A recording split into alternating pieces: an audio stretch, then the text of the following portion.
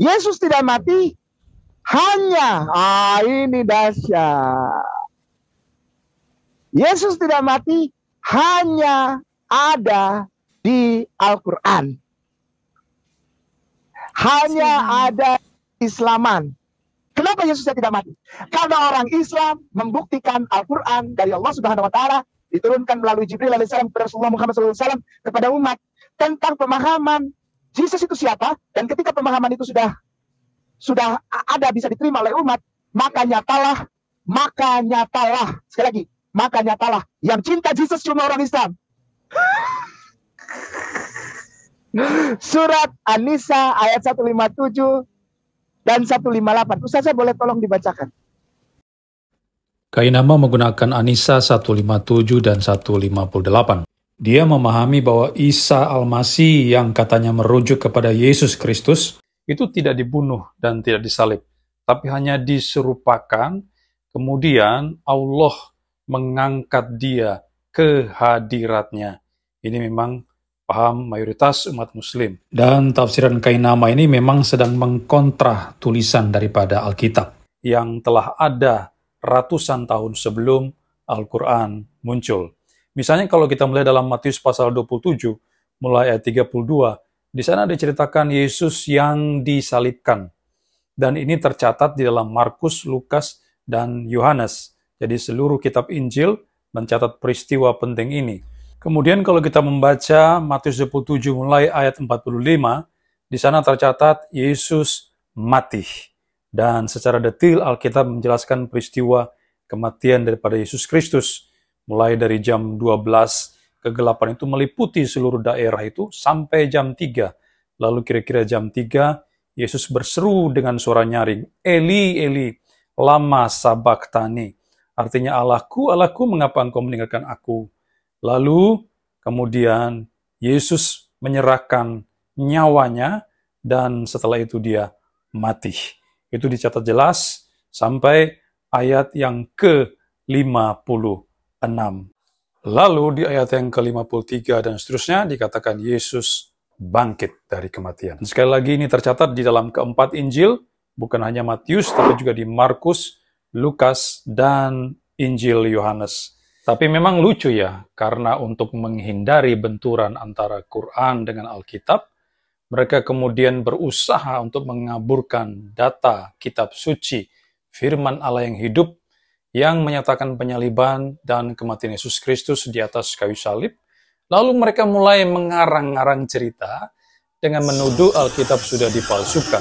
Orang Kristen punya kitab suci itu sudah dicemari oleh tangan-tangan kotor, sudah dirusak, sudah diselewengkan, sudah diacak-acak, diobrak-abrik, dan segala rupa tuduhan macam-macam lainnya itu. Seperti yang dinyatakan oleh Ustadz Kainama berikut ini.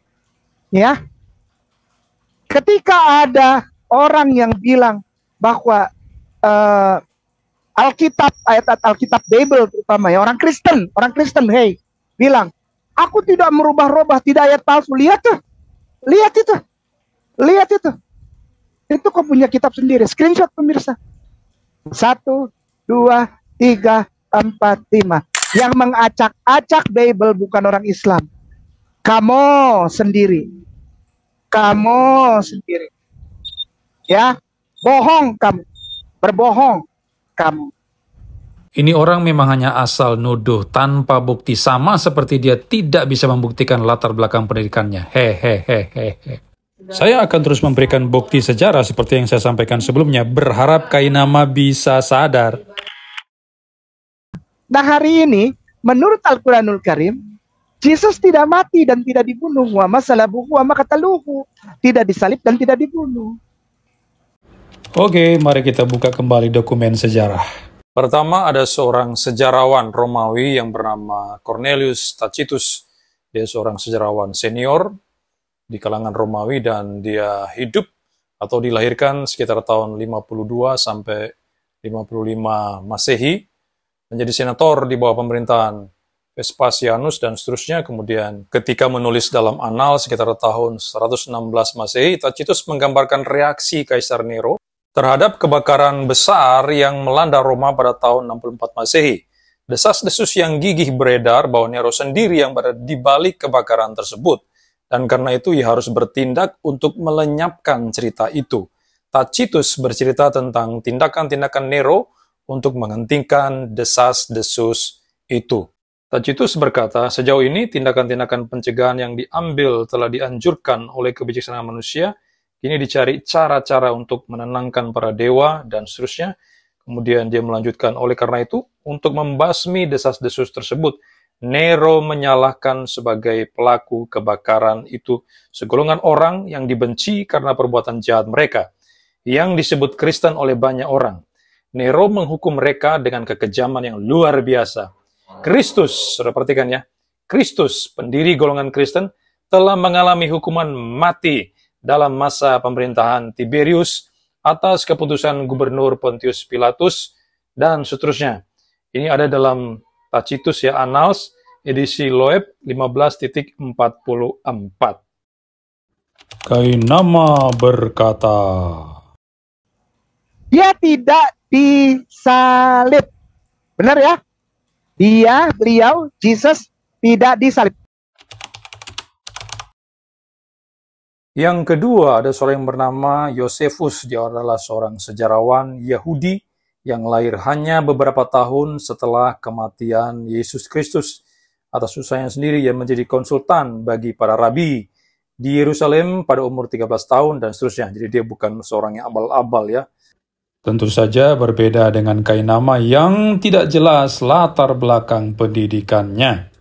Dia berkata di dalam Antiquities 18.3.3 yang dikenal sebagai Testimonium Flavianum, berbunyi kira-kira pada waktu ini hidup Yesus, seorang manusia bijaksana jika memang ia dapat dikatakan seorang manusia, karena ia seorang yang mengadakan berbagai perbuatan yang menakjubkan dan seorang guru dari orang-orang yang menerima kebenaran itu dengan senang hati.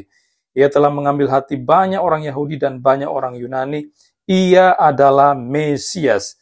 Setelah mendengar dia dituduh oleh orang-orang yang berkedudukan paling tinggi di antara kami, Pilatus menghukum dia untuk disalibkan.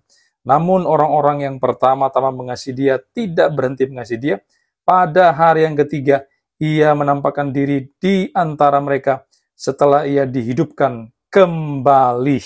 Jadi rupanya para sejarawan top dunia, baik sejarawan Romawi, Tacitus maupun sejarawan Yahudi, Yosefus, sama-sama mencatat peristiwa penting kematian Yesus disalib dan bahkan kebangkitan daripada Yesus itu sendiri.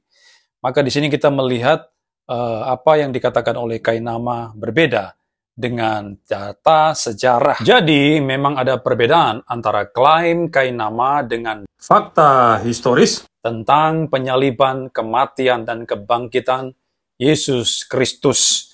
Dan ada beberapa kemungkinan. Kainama belum baca sejarah, atau yang kedua dia sudah tahu sejarahnya seperti itu, tetapi pura-pura tidak tahu dan tetap mempertahankan pandangannya yang ahistoris terhadap penyaliban dan kematian daripada Yesus Kristus. Maka, tafsiran Kainama terhadap An-Nisa 157-158 itu berdiri sendiri. Alkitab tidak berdiri sendiri, tapi Alkitab didukung oleh Catatan sejarah. sehingga seorang penafsir atau seorang tokoh muda Islam dari Nahdlatul Ulama yang bernama An Ansori memberikan Pandangan atau alternatif penafsiran, yaitu bahwa An-Nisa 157-158 merupakan penolakan yang bersifat metaforik. Jadi itu hanya kiasan saja, karena Yesus atau Isa Al-Masih yang mereka yakini sebagai Yesus itu sangat disayang dan dimuliakan dalam Quran, sehingga untuk menutupi aib penyaliban, pengolok-olokan Yesus, ditelanjangi, dicaci maki dan sebagainya, kemudian ada An-Nisa 157-158, tetapi itu merupakan penolakan dalam bentuk metaforik, tidak di dalam arti yang sebenarnya. Jadi di sini ada perbedaan tafsiran antara Kainama dengan Aan Ansori. Tetapi yang lebih bisa diterima saya kira adalah tafsiran daripada Aan Ansori. Tetapi Kainama memberikan penafsiran yang ngawur. Terakhir, Anda mau percaya yang mana? Tafsiran Kainama ataukah Alkitab yang didukung dengan catatan historis? Pilihan ada di tangan Anda masing-masing.